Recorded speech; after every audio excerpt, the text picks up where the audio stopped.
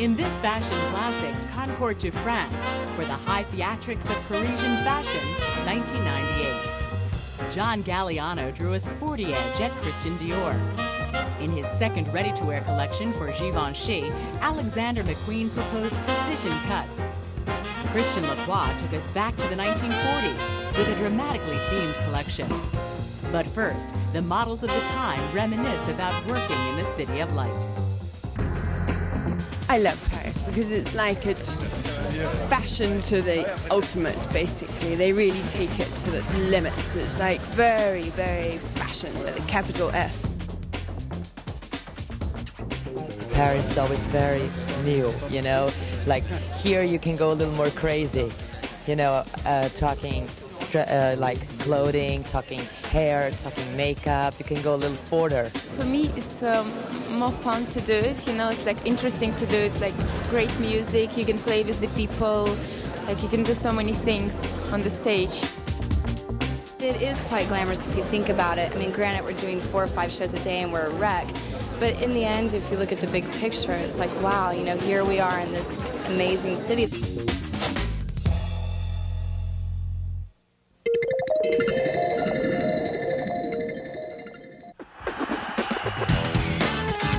No one cuts it quite like the maestro Terry Mugler when it comes to portraying a woman's body.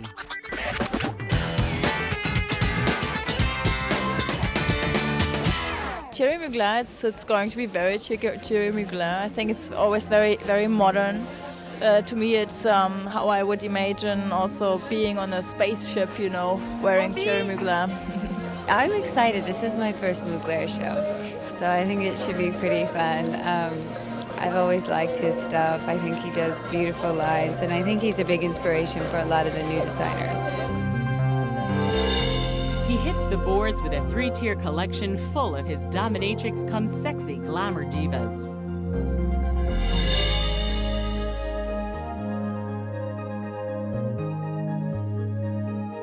Well, we're trying to answer to the question of the everyday question of a woman.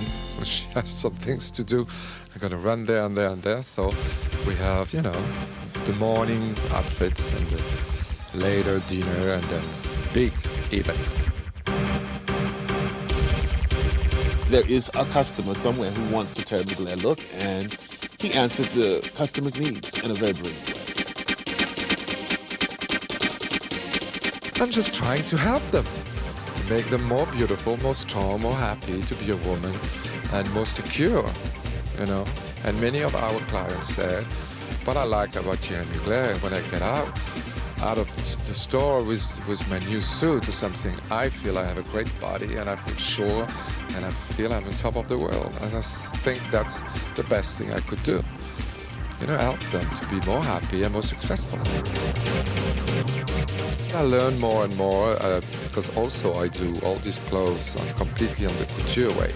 It's all done on special models, which are sometimes almost perfect, really incredible proportion. You know, just real good body and the lines to accentuate this part and this part. And in the meantime, we're working more on that now to make it even more easy, even more softer, so that you need a little train, you know. I really always use very authentic fabric, very frank color. It's white, it's black, it's red, but I don't go into too much decadent, you know, mixed and complicated. My clothes are strong enough, and my lines and the shape we give to the body are strong enough. Doesn't mean all these colors, because I want the real personality of the lady goes through, and you know, like writing your own book.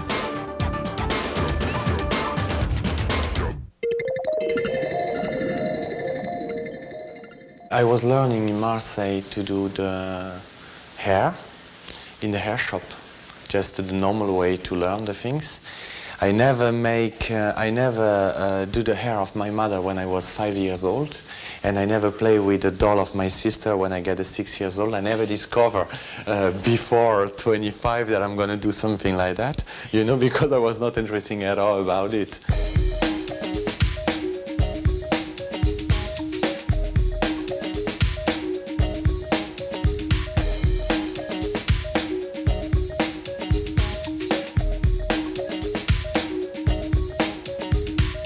I never really find my place with one photographer. I don't really like. I prefer to change every time, you know. It's a kind of gasoline in my car, you know. That's the story by Karl Lagerfeld shooting the picture. So it was something very, very curious, that story. 17th century, but really exaggerate, really, really, really crazy. The most that I can, the more big that I can. We put many accessories like birds and flags and jewelries. It was very heavy, very almost baroque. You know, it was at the limit. This is the opening page with absolutely nothing, and suddenly, when you turn the page, you start to get many geishas and things like that. It was an idea from Jean-Baptiste to shot the haute couture on Japanese girls. When I want to see a designer, when I have to talk with a designer, I'm always making many draws. For each designer, I draw so many ideas, something like, I don't know, maybe 15, 20, and they always find something inside that they love so much. And then after, when they choose one style, we develop inside of that style many different possibilities or variations.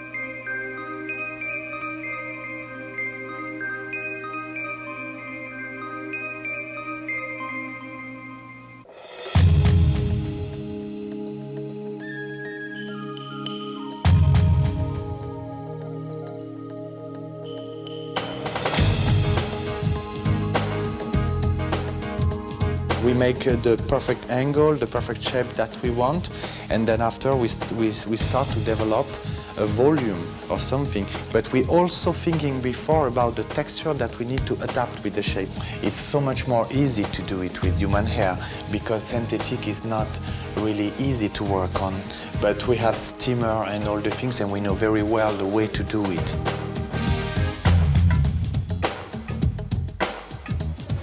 Sometimes I love to make big things on the head, yes, for sure, to playing. Otherwise, if it's for makeup brushing, I prefer to stay at home.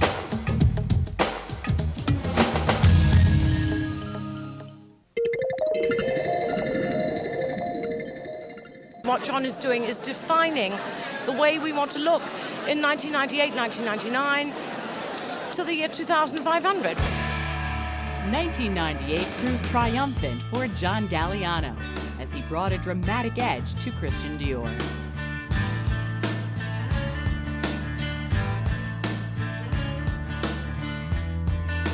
It's not sportswear as we know it. It's sportswear as John Galliano would like us to know it.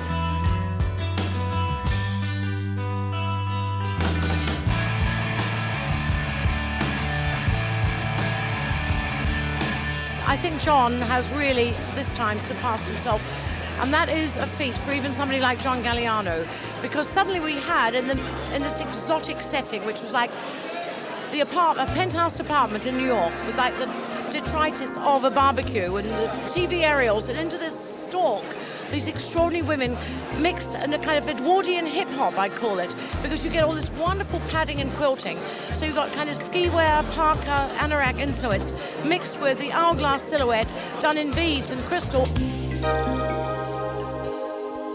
It's very Galliano, I think. It's very him, it's very mixed, all the clothes and all the fabrics. It's very alive. It's very colorful and very enjoy. I think that Dior had a lot of energy. It was very kind of upbeat. I mean, it had a bit more of a vulgar edge than one might associate with the Dior label, but I think it was fun that John had taken lots of the couture shapes and reinterpreted them in a kind of sportswear way. I love the collection, I love the color, you know, I miss color.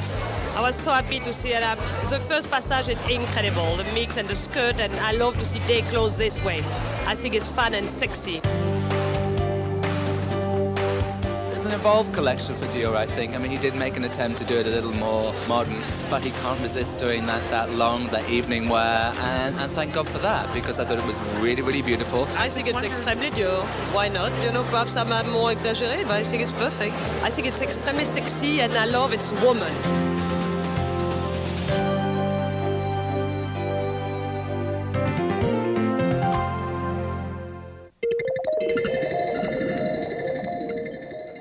The characteristic of the Rodolphe Meunier shoes, it's very, I think, very sexy and also very maximalist. Rodolphe Meunier's sense of style for footwear began as a child.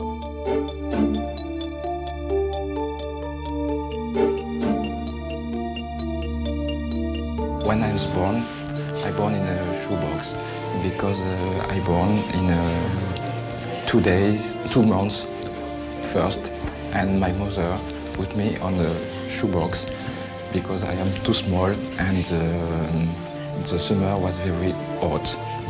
And I began to design shoes. By the 90s, his shoes caught the attention of designers like Karl Lagerfeld, who helped put him in the limelight. 6 years ago, I met Mr. Karl Lagerfeld when he began to work with Chloe, and he gave me the possibility to make the shoes for Chloe.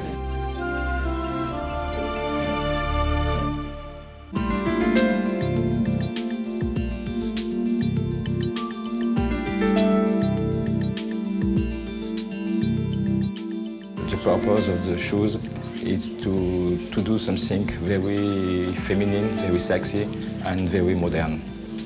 The beginning of the story of the collection was the story about the postmodernism.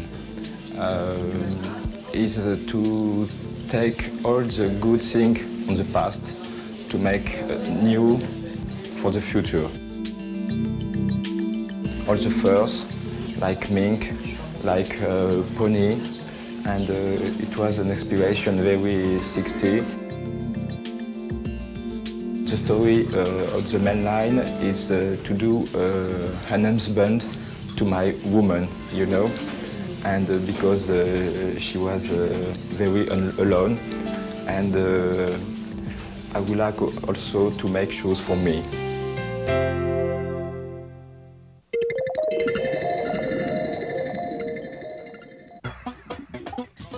In his second ready-to-wear collection for Givenchy, Alexander McQueen proposed precision-cut garments, spirited in the house's roots. With Alexander McQueen's collection for Givenchy this time, I think it seemed more in the spirit of Givenchy. I can see him using some of the house archives and the wonderful tailoring. I felt it was a more sure hand at knowing where he's going. And yes, a lot of it was kind of inspired by Thierry Mugler and Claude Montana, but he has long said that they are, you know, icons and people that he greatly respects. I like the fact, too, that it wasn't as angry as sometimes Alexander McQueen could be, and much more polished, more House of Givenchy. I always like Little Blade Runner myself. It kind of reminds me how incredible Sean Young looked in the movie, and I think it's like a modern but very, very retro at the same time. I really enjoyed it, actually. I thought the suits were incredible and the jackets, and it was a lot of fun.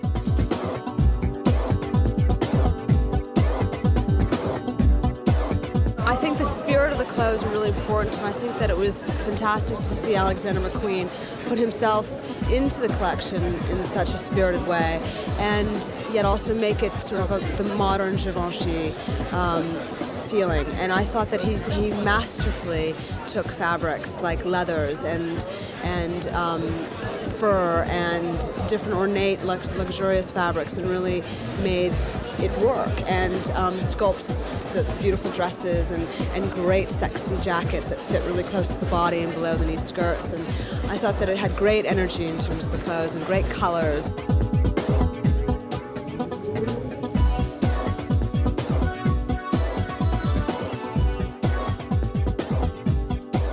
I think that he's really pushing forward in terms of marrying his own design work to that of the House of Givenchy, and I think he's doing a great job.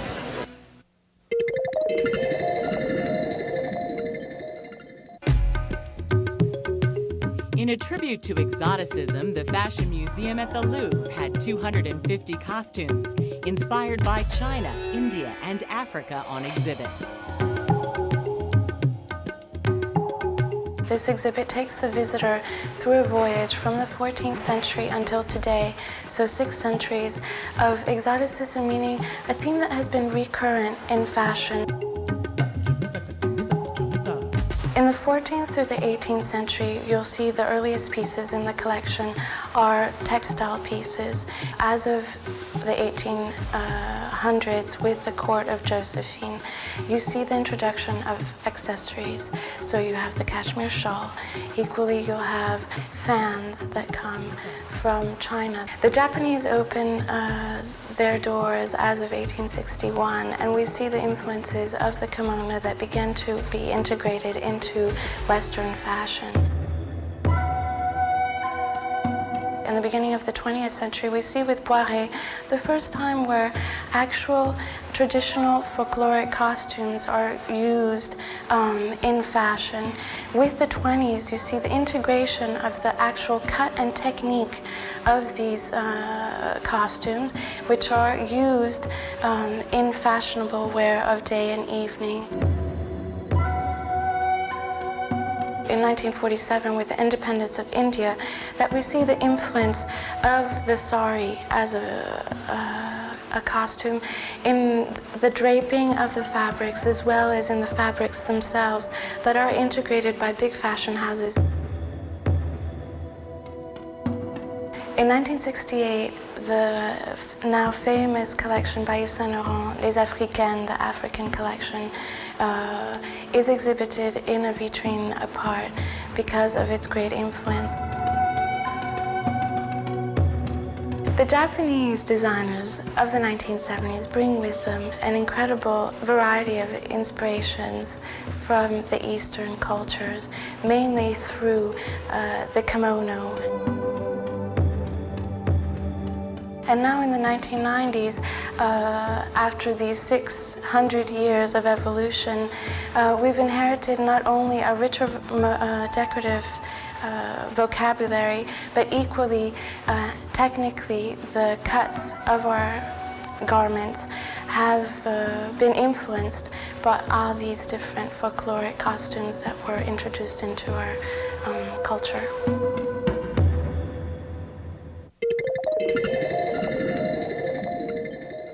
I think what I want to achieve with this collection is to make the woman looking very glamorous, but not too pompous.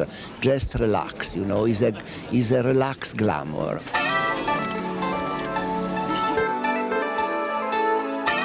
We just want like beautiful woman.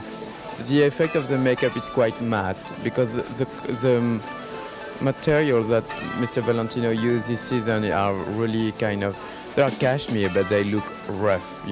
So, and the whole collection is like that, even if the shoes are still very, very thin, very elegant. Still a very elegant collection. In the autumn of 1998, Valentino added embellishment to his elegant designs, debuting his Couture Meets Simplicity collection.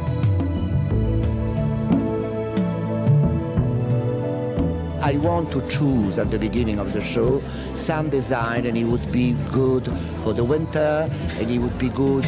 I want something graphic, you know, and I thought that the kilim was the perfect design to do. Everything is online. Every outfit has no one button. I don't know if you noticed. I use my little pin with the little diamond things to close my jacket, and I have lots of jackets with a raw cut, without being sewn, you see, like a felt, like cashmere, double cashmere. The dresses, they are extremely simple, just with detail of embroidery. But what I want to see, my girl looking glamorous, beautiful.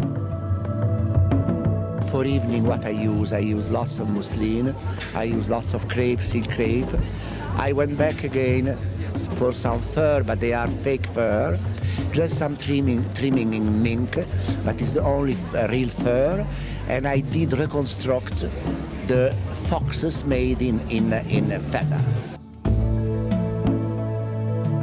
They look very modern, and in the meantime, relax. And this is it's what lady they want to be today, because maybe they have a cashmere sweater, all embroidery with a sort of jersey skirt with tulle, but she looks $1 million girl, but simple.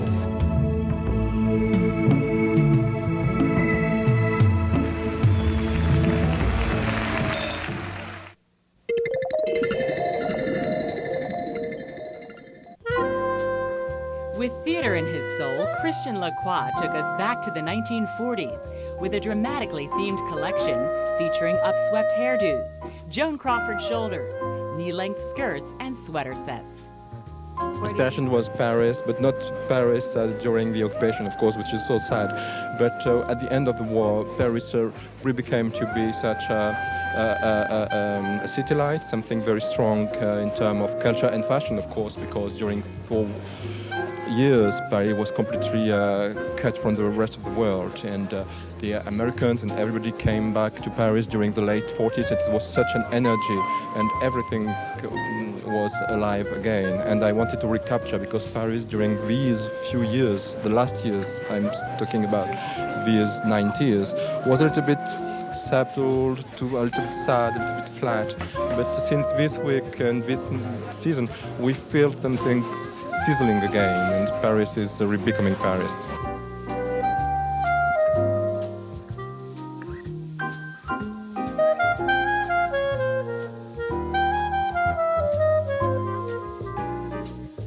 Glamour is back. It's the 40s.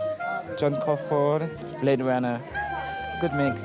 Sophisticated woman, big eyebrows, like curvy but thick. Really thick, and like red mouth but transparent, like really like the 40s shape.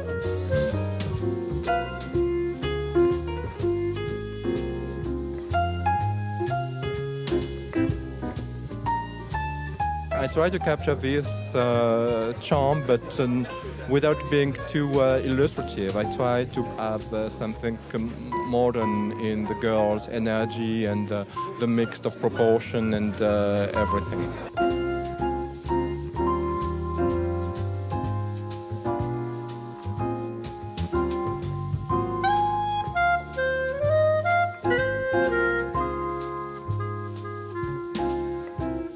So many people around are doing wonderful clothes. I have to add my own signature, which is special thread, a little bit of gold, a little bit of jewelry, a little bit of embroidery, little things. So modern pieces, but with my touch.